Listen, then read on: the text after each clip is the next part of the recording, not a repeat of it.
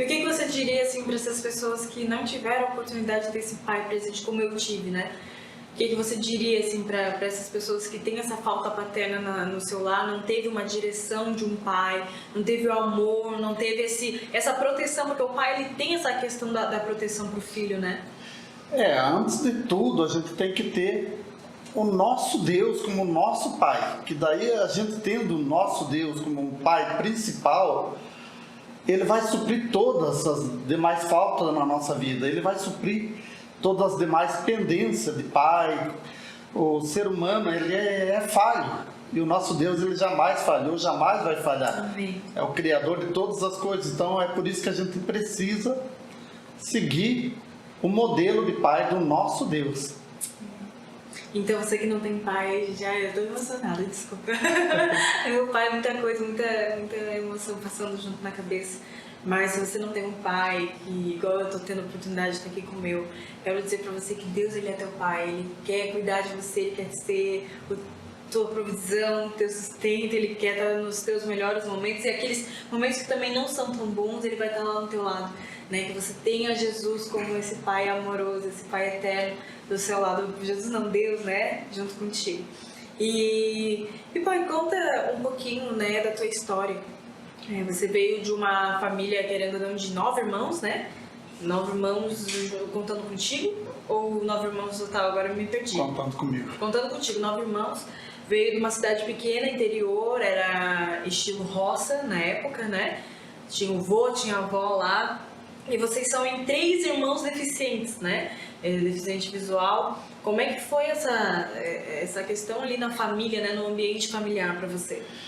Antes de tudo, né, a gente tinha um pai cristão, uma mãe cristã, e eles ensinaram o caminho pra gente, né? Apesar da nossa dificuldade de ser deficiente visual e a dificuldade natural de não ter a visão normal, a gente procurou aprender tudo que era possível na vida, foi a luta, não desistiu.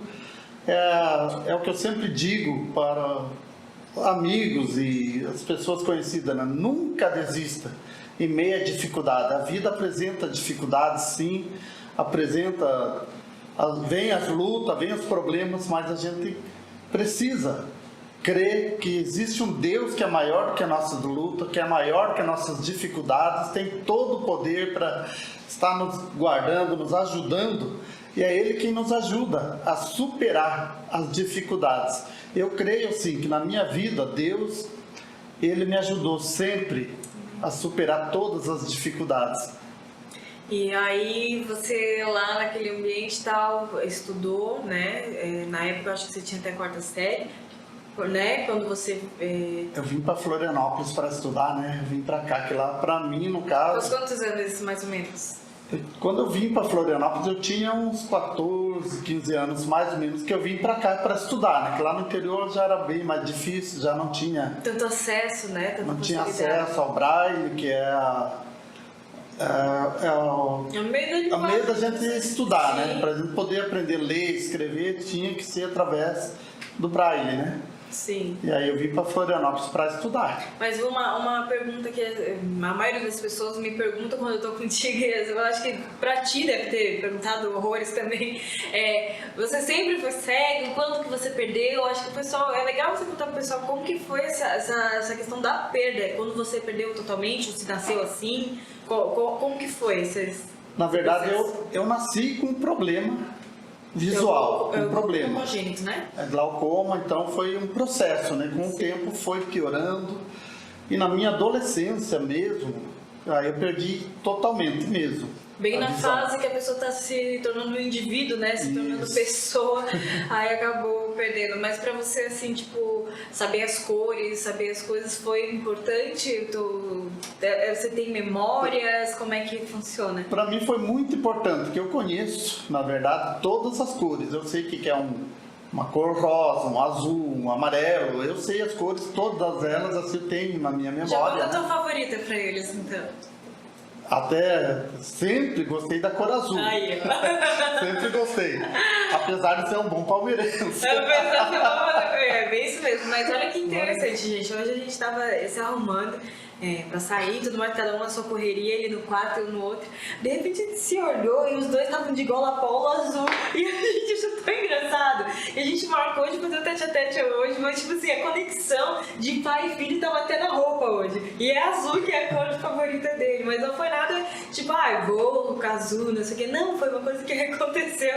E eu tô achando engraçado agora a gente falando da tua cor, a gente tá com a mesma cor, pai. Olha só que engraçado.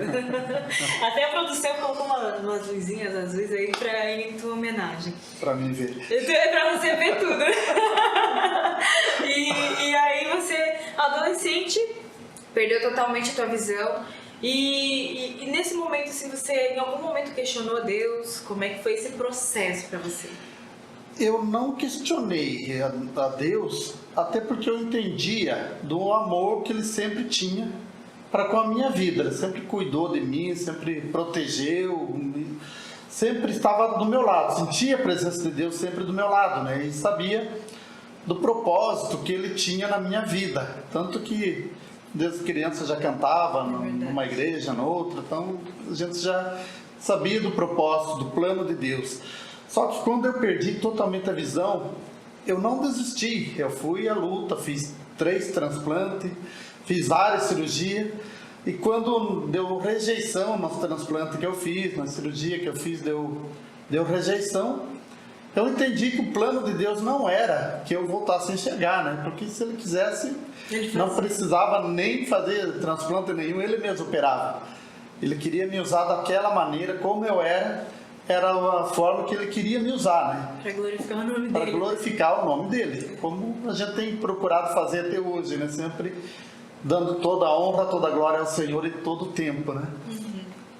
E quando você daí veio para Florianópolis, na época você não veio com os avós, não veio os avós dos seus pais, né? Não veio com eles, você veio, você e mais os 2 irmãos que não enxergavam. Como é que foi isso aí? Me conta essa história.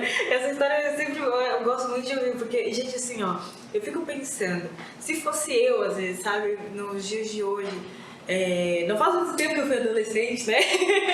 Faz pouquinho tempo, sou novinha, mas eu fico pensando, se eu perdesse a visão na minha adolescência, que é a época de amizades, que é a época de estar todo mundo, e eu ter mais 2 irmãos, eu sou filha única, né, de pai, de mãe, assim, mas, gente, que loucura. Eu fico pensando, eu acho que eu não sairia do meu ninho.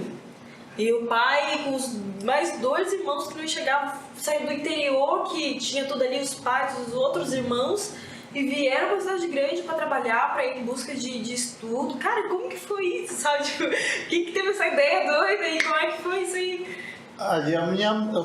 Nós tivemos todo o incentivo da minha mãe, né? Porque ela incentivou, ela procurou recurso para que a gente pudesse vir para a cidade, no caso, para procurar recursos, para a gente aprender a ler, aprender a escrever. E dali, a partir dali, aí a gente teve as lutas, as dificuldades, e foi na fé e na coragem para a gente não voltar para o interior, porque a gente sabia que lá não tinha trabalho para a gente, não tinha estudo, né? A gente tinha que prosseguir a vida, tinha que lutar. E ali que a gente começou a estudar. Eu, como sempre fui mais metido mesmo, comecei a me meter em concurso, estudo daqui e dali, fazendo concurso público, até que consegui um emprego e continuei lutando, né? Onde é que você trabalhou? Aí trabalhei no banco, trabalhei na seguradora do banco, e trabalhei de massagista, e trabalhei até de cozinheiro na igreja, na primeira igreja batista eu trabalhei, né? Então a gente sempre continuou lutando, nunca ficou parado, apesar de ter dificuldade de não chegar, né? Mas a gente não se preocupou tanto com isso, a gente foi à luta e conseguiu vencer, né? Para honra e glória do Senhor. Hoje eu dou todo louvor ao meu Deus, porque eu sei que foi através do amor dele, da proteção dele, da sabedoria que ele dá para a gente, que a gente conseguiu vencer, né?